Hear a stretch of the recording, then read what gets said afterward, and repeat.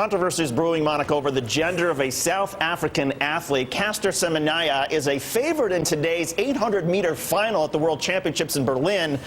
But an International Athletics Federation asked that the 18-year-old undergo gender testing amidst concerns that she does not meet the requirements to compete as a woman.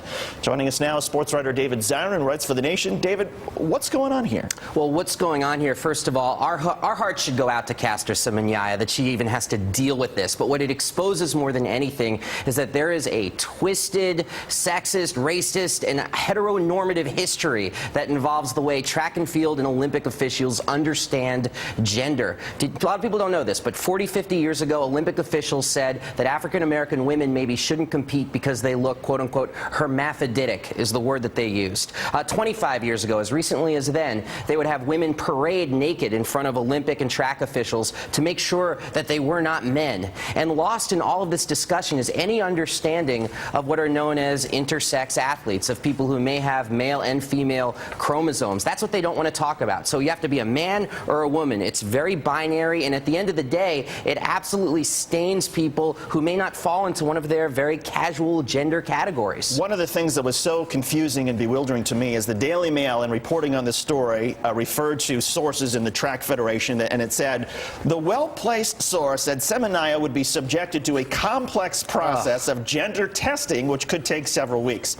Now, without the explanation She's a teenager. She's a teenager. Well, and without the explanation you just gave, most people would just say you just have a doctor examine the person in the privacy of a room and you know what gender they are. It's more complicated than that. Roughly 1 out of 1,600 people born in the United States are what's known as intersex. They have both male and female chromosomes. There are more intersex people in the United States than Jews. This is true. I say that as a Jewish person.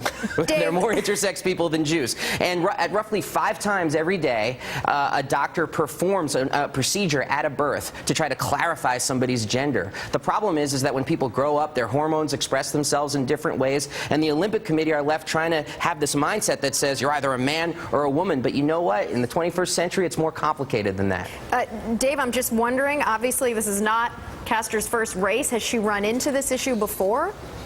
No, she's never run into this issue. These are about her enemies, I would argue, in the track and field world, trying to exploit the fact that people in the IAAF, the International Track Federation, have this twisted history with regard to gender. This is the thing that they have feared throughout for decades, the idea that a woman is not, in fact, a woman. But what that ignores is that gender should not actually be the main way that we understand athletic excellence, and somehow being a man means that you're better. If I ran in that 800-meter race, I guarantee you I would be throwing up a kidney after 200 meters, and I would come in last. Being a man does not mean you're better at track and field. What matters is training, facilities. Hey, the ability to have sneakers without holes in the soles actually does very well for you when you're trying to be a track athlete. So a big boo to the IAAF, a big boo to the Olympic Committee, big boo to people who don't understand what it means that there may be some gender variance in the world. Well, lots of cheers to Dave Zirin, sports writer for The Nation, for explaining that it is complex, a lot more complex than people think. Dave, thanks so much. We appreciate it. My privilege. And Monica, I learned something I did not know, that there were more people who have the chromosomes of both sexes than Jewish people in the United States. That's